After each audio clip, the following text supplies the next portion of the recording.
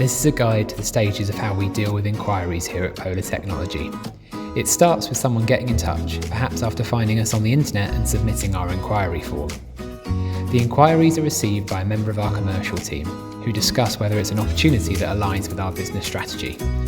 We will then ensure a frequent and open chain of communication with the customer as we establish a detailed picture of the product requirements and the intended application.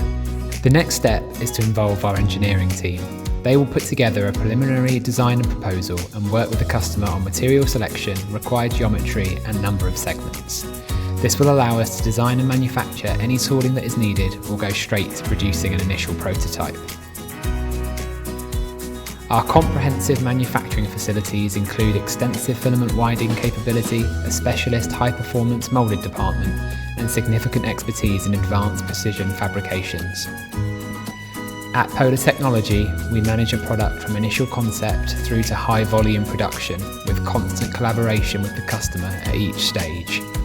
This includes full mechanical and electrical assembly, supply chain management, and line-side and Kanban delivery.